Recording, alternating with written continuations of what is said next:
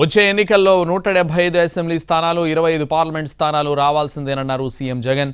అంతే ఆత్మవిశ్వాసంతో అందరూ పనిచేయాలని పిలుపునిచ్చారు. పేదవాడు బతకాలంటే వైసీపీ రావాలని, పేదవాడు బాగుపడాలంటే వైసీపీ అధికారంలోకి రావాలన్నారు. ఈ విషయాన్ని ప్రతి ఇంటికి వెళ్లి చెప్పాలని నేతలకు సూచించారు. ఏ రాజకీయ నాయకుడు ఇవని ఆయుధాలను మీ చేతిలో పెట్టారన్నారు. ఎన్నికల్లో గెలిచి రావాల్సిన బాధ్యత మీ మీదే ఉందన్నారు. చేయగలిగిందంతా నేను చేశా. మీ చేతుల్లోకి ఎవ్వడు, ఏ రాజకీయ పార్టీ, ఏ రాజకీయ నాయకుడు ఎప్పుడు ఇవ్వని ఆయుధాలు మీ అందరి చేతుల్లో నేను పెట్టా.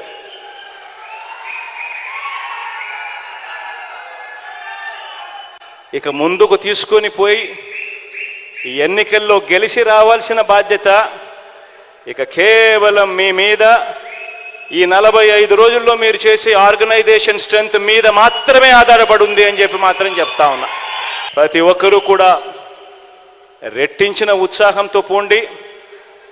మంచి చేశాం, మంచి చేసి ఓటు అడుగుతా ఉన్నామన్న ఒక గొప్ప సంతృప్తితో పోండి. పోయి ఈసారి మాత్రం, లాస్ట్ టైం నాకు 151 వచ్చాయి, లాస్ట్ టైం 22 ఎంపీలు వచ్చాయి. ఈసారి మాత్రం 175కు 175 రావాల్సిందే. ఆ దిశగానే అడుగులు పడాలి. 25కి 25 ఎంపీలు రావాల్సిందే.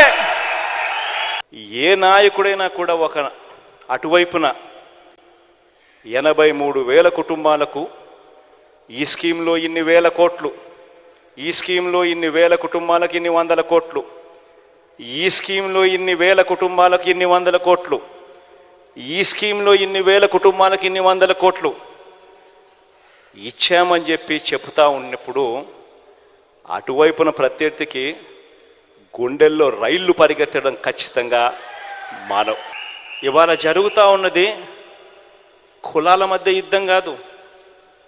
ఇవాళ జరుగుతూ ఉన్నది క్లాష్ వార్. గుర్తుపెట్టుకోండి. పేదవాడు ఒకవైపున, పెత్తందారులు మరోవైపున.